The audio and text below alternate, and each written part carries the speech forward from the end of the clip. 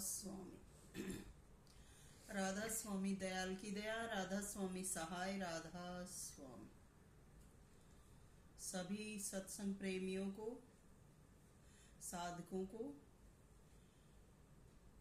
सविता राधा स्वामी का प्यार भरा संदेश।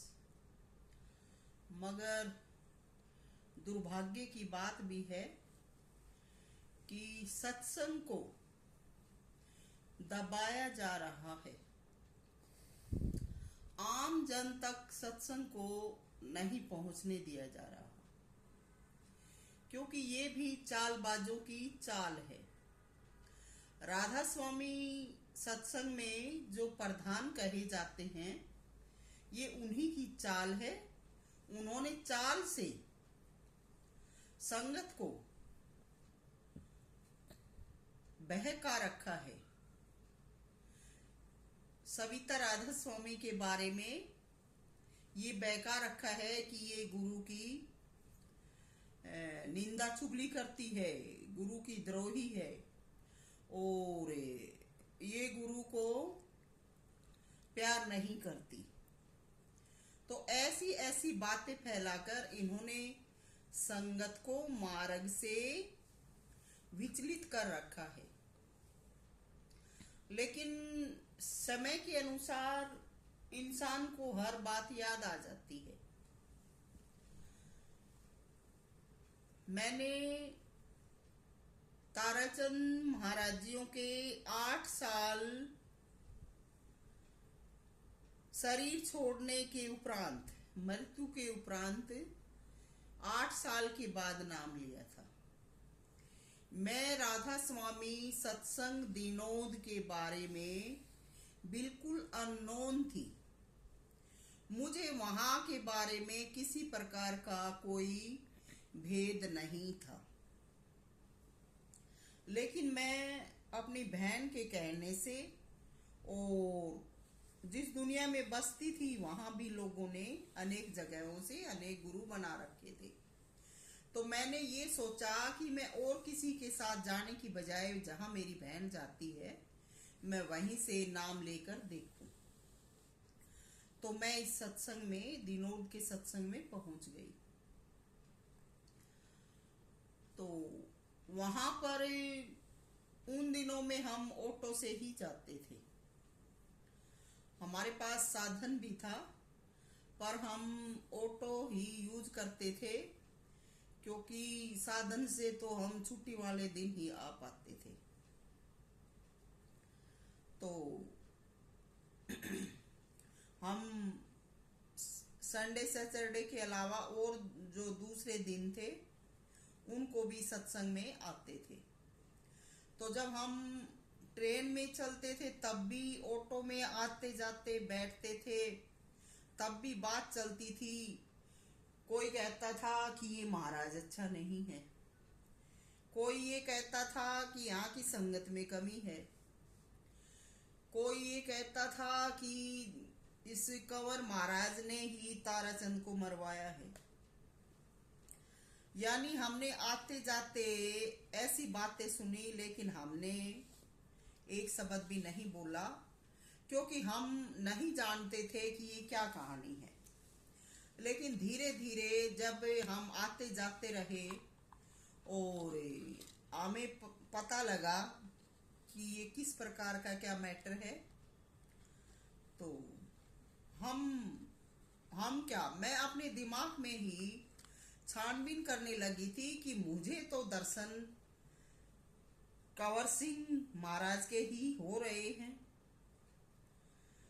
और दर्शन जब इनका हो रहा है तो सच्चाई इनमें है, तो गुरु को मरवा नहीं सकता। तो ये बात मेरे दिल दिमाग में चल रही थी। मैंने कभी जीवन में झूठ नहीं बोला, मैं झूठ नहीं बोलती। जैसा मेरे साथ हुआ है मैं वही कहती हूँ। जो झूठ है उसको झूठ कहना, सच है उसको सच कहना मेरे जीवन का लक्ष्य है। और मैं धरा पर सत्संग कराने के मकसद से ही आई हूँ। और जो सत्संग है जब तक पूरा नहीं होगा, तब तक मैं शांत और चुप बैठूंगी नहीं। तो हमारा मेरे ख्याल से दीनोद आश्रम में पहला ही सत्संग था। जब से मैंने नाम लिया था 2004 में, तो शायद 2005 में या 6 में दीनोद 5 में है या 6 में ही दीनोद आश्रम में सत्संग शुरू हुआ था, खेत में। वैसे तो वहाँ डेली सत्संग होता था, लेकिन खेत में जो सत्संग होने लगा था बड़ा, वो तभी से शुरू होने लगा था। तो उस सत्संग में जो पंडाल था, वो पंडाल के बीच में से रास्ता बनाया हुआ था, और बीच में से रास्ता स्टेज की तरफ जा रहा था।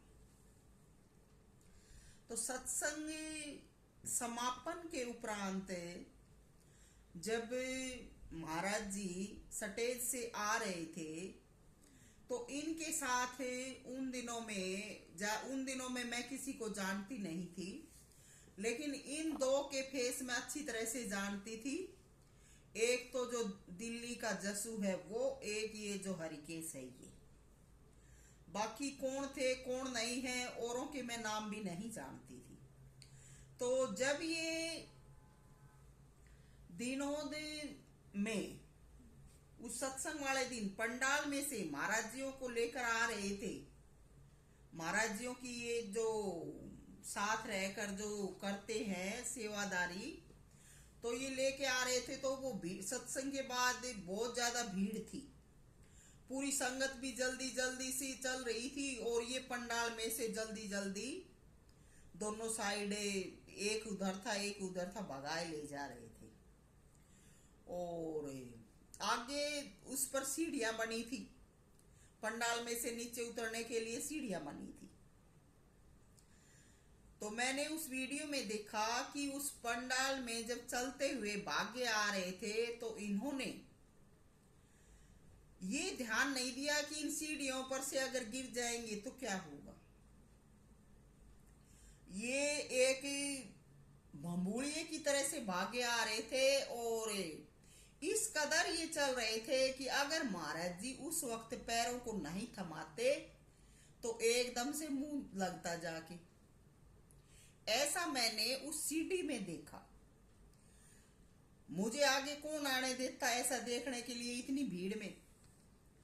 तो तब मेरे दिल में ये ख्याल आया था कि ये तो कुछ और ही कहानी है। जो दुश्मन थे वो ये हैं, लेकिन मैं किसी को नहीं कह पाई। पर जब दीनोद के एक सेवादारों के सत्संग में महाराज जियों ने मुझे पूरी संगत में उठाया और मेरा नाम पूछा कि ये बहन भाई खड़ी हो जा, तो मैं खड़ी हो गई। मुझसे मेरा नाम पूछा, क्या नाम है, कहाँ से है। तो मैंने बताया कि जी मैं रेवाड़ी से हूँ और सविता मेरा नाम है। तो मेरी तरफ ये इशारा किया कि भाई ये काल का रूप धर के आई है और ये कुछ भी कर सकती है, भाई इससे बच के रहना। अब मुझे ये नहीं पता था कि ये किस तरीके में क्या बात कह रही हैं, पर ये जो साथ वाले थे, दुनिया में तो लोग कह के बोलते हैं, कुछ भी बोलते हैं, पर हम सत्संगी तो भाई कहकर ही बोलते हैं। तो ये जानते थे इस राज को। तब से इन्होंने महाराज जियों को छोड़ा और मुझे पकड़ के मारने की चाल चली। लेकिन मैं ये कहती हूं कि जब इन्होंने ऐसा किया तो महाराज जियों ने इनको मना क्यों नहीं किया। महाराज जी इसलिए दोषी हैं कि उस संगत में इनको मना करते, जबकि मुझे जबरदस्ती पकड़ पकड़ के पंडाल में महाराज जियों की तरफ भगाया जा रहा था, ताकि संगत से हम ये कहलवा सके कि ये महाराज जियों के चिपटती है।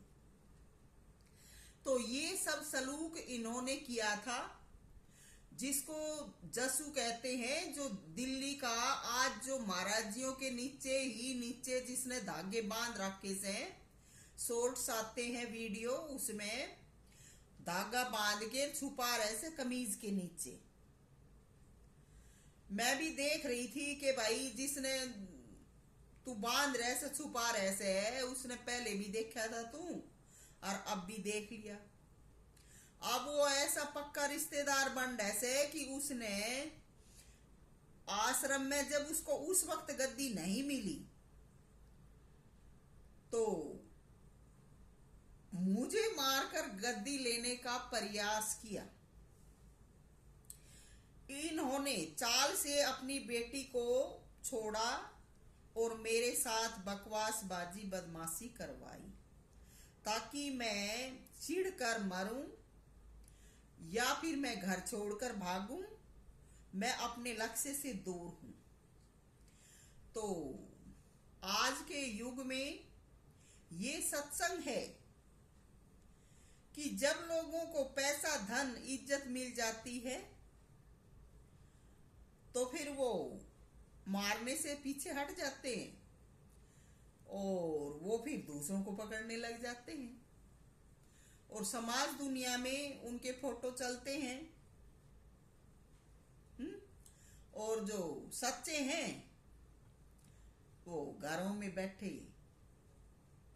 क्या कहें अपना टाइम पास करते हैं। वो सत्संग में कहा जाता है कि गोरस तो गलियों बिके, मदिरा बिके दुकान, और भूखे को भोजन नहीं, पाखंडी को पकवान। तो ऐसा युग चल रहा है। इस युग में सत्संग का असर बहुत कम है क्योंकि लोगों में पाप, बुराई इस कदर भर गई है कि उनका कोई अंत नहीं हो पा रहा। लोग मर जाते हैं लेकिन बुराइयों को छोड़ना नहीं चाहते। अब मैं क्या बताऊं कि हमारे देश में अगर नाम लेके कहते हैं तो दुश्मनी बनती है, लेकिन हमारी जो सरकार है, हमारे देश का जो शासन है, उसमें भी कमी है। कोरोना में हर प्रकार से सब कुछ बंद कर दिया गया था। कुछ एक एरिया बचे थे जिनमें कुछ छूट दी गई थी और शुरुआत में शराब पर भी बैन लगाया गया था। तो जो शराब पर शुरुआत में बैन लगाया था बड़ी अच्छी बात थी, लेकिन जब सरकार ने देखा कि शराब पर बैन लगाने से और सरकार को फायदा नहीं हो रहा, सरकार ने लोगों को घर से बाहर निकलने पर बैन लगाए रखा और शराब को खुली इजाजत दे दी। उस वक्त में हम ये सीन अपने फोन पर, टीवी पर देख सकते थे और उन दिनों की वीडियो वगैरह देश दुनिया में तो पड़ी है। तो मैं ये कहती हूँ, क्या ये हमारी सरकार का भी सराहनीय कदम था? जिस वक्त में कोई रिश्ते नातेदार नहीं आता और कोई किसी से मिलने नहीं जाता और बहुत से जो भाई हैं वो ऐसे शराबी कबाबी हैं कि वो डेली शराब पीने के बाद अपने घरों में झगड़ा करते हैं। और जो इस तरह की आदत के थे उन दिनों में, और उन्होंने जब शराब का बैन हटने से शराब पी पी कर झगड़ा किया हो तो उन बहन बेटियों पर क्या गुजरी होगी? क्या? तो ये हमारी सरकार ने भी उन दिनों में खुला अपराध किया था। जब तक कोरोना का जो लॉकडाउन था वो नहीं खुलता था, तब तक शराब की इजाजत नहीं देनी थी। तो ऐसी ऐसी आदतें जब सरकार से भी छूट मिली हुई है तो लोग बाग क्यों छोड़ेंगे? मैं ये नहीं कहती कि शराब पीना बुरी बात है, देखो मैं क्या कह रही हूँ, हमारे राधा स्वामी मत में शराब पर बैन लगाया गया है, लेकिन मैं देखती हूँ हालातें उसके उस पर कह रही हूँ कि शराब पीना बुरी बात नहीं है, क्योंकि इस पर जो लिखा है शराब पीना स्वास्थ्य के लिए हानिकारक है, पहले ही बता दिया गया है। उसके बाद भी जो लोग शराब पीते हैं, मैं मना नहीं करती हूँ, क्योंकि शराब में इस प्रकार का एक जीवाणु है, विषाणु है, जो इंसान को बेसुध कर देता है और इंसान पड़ा रहता है।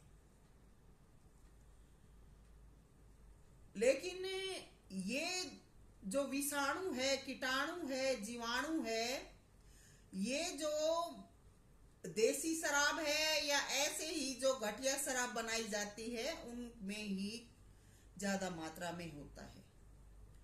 बाकी जो शराब बनती है, जो बड़े बड़े अफसर हैं, सेना आर्मी के में जो जितने भी हमारे जो फौजी भाई हैं, उनको तो पेंशन के साथ 2-2 बोतलें सरकार देती है। तो हम क्या कहें, एक तरफ ये कहते हैं कि ये हमारे देश के जवान हैं और इनमें कोई ऐब बुराई नहीं है, दूसरी तरफ सरकार खुली इनको शराब की बोतलें देती है। तो हम शराब को बुरा भी नहीं कह सकते, क्योंकि हम विरोधी हो जाते हैं। लेकिन शराब कब बुरी है? जब शराब पीकर किसी दूसरे को मारना चाहते हैं, गाली गलौज करते हैं, किसी का नुकसान करते हैं, तो शराब बहुत बुरी चीज है।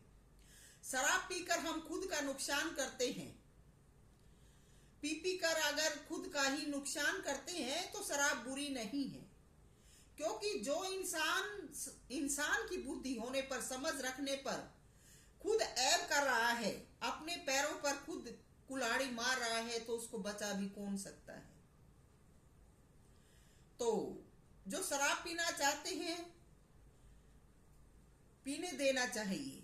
कोई कुछ भी करता है, करने देना चाहिए, क्योंकि जब इन चीजों के प्रभाव आएंगे आगे तो अपने आप पता लग जाएगा।